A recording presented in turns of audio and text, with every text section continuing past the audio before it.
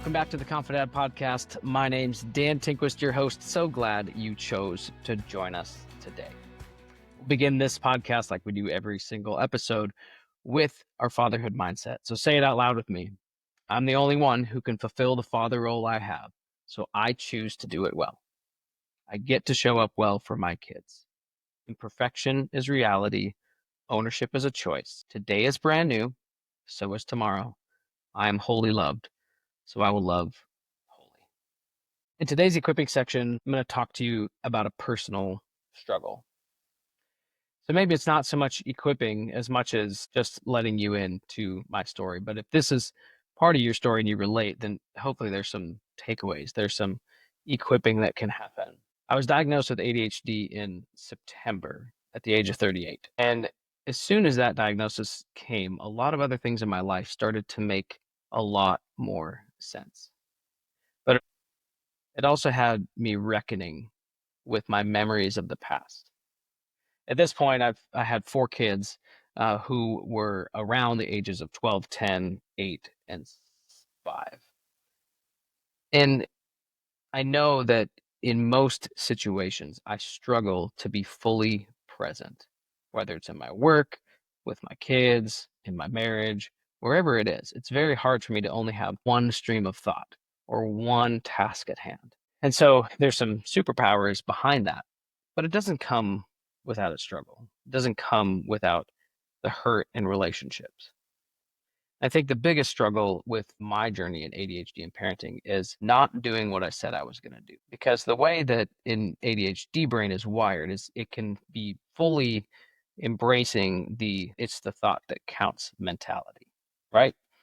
Someone asks me, can I do something? I say yes, fully intending to do so. But in the spin of all the things going on in my brain, I say yes, but I don't mark it down, or I don't remember it about 20 seconds later, right? And that causes a lot of hurt. That causes a lot of lack of trust. That causes a lot of tension in relationship, because when you don't do what you say you're going to do, it breaks down and erodes the connection, that bridge between us.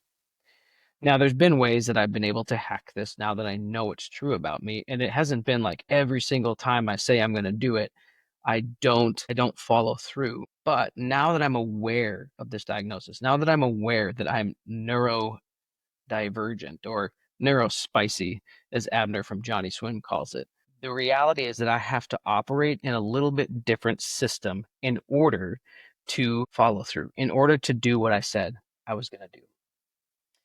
And there's this other piece of it that is really eye-opening, really helpful. I think this is probably true for people who are neurotypical. The higher the stress level, the higher the cortisol, the higher all the stress hormones in our bodies are, the lower the ability to connect is in relationship, right? High stress level, low connection.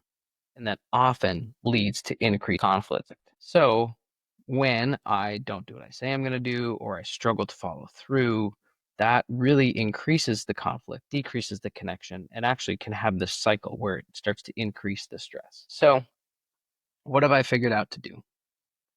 Well, I stopped committing to things as immediately as I used to. I don't say right away, yep, for sure, I'll do that.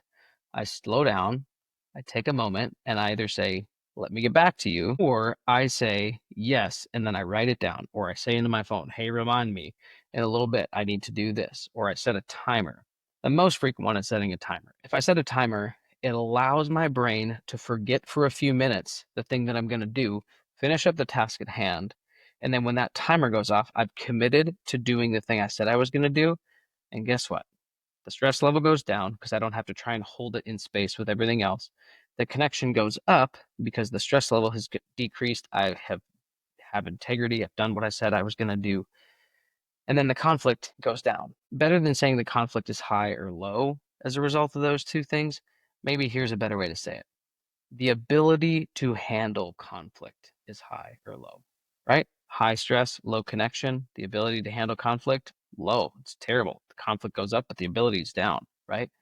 Low stress, high connection. The ability to handle conflict is high because you're connected, you're safe, you're feeling good about what's going on. So there's a little glimpse into the story of what it looks like to be a dad with ADHD, to be an entrepreneur with ADHD. The struggle is real. It's not an excuse. I'm not a victim, but it's part of my story. It's part of how I'm wired. And so maybe that's part of your story. Maybe you have ADHD and it's hard sometimes. Maybe one of your kids does. And it's hard for you to not just freak out when you say, "Hey, can you clean your room?" And you're kind and patient. And they're like, "Yep."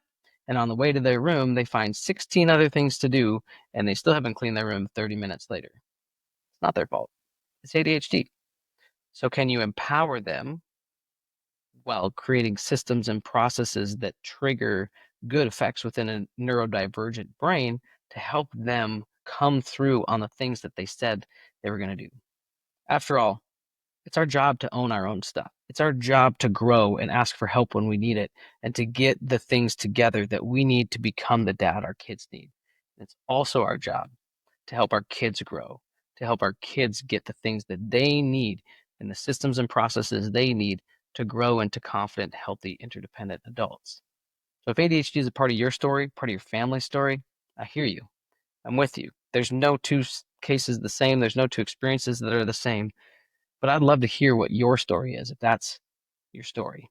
You got a kid with ADHD or you have it or any other kind of neurodivergence. It adds in some interesting pieces into parenting, doesn't it? Doesn't mean that it's hopeless. It doesn't mean that you can't do it. It simply means we get to be more creative. We get to have a little bit more flexibility and a little more structure in how we go about it. So I hope today you feel a little empowered if that's your story, or maybe you know someone with ADHD and you've always kind of wondered, like, what's different about them? How does this work for them? And there you go. Unpacking, pulling back the curtain a little bit, being real. And thanks for tuning in. We'll see you in the next episode.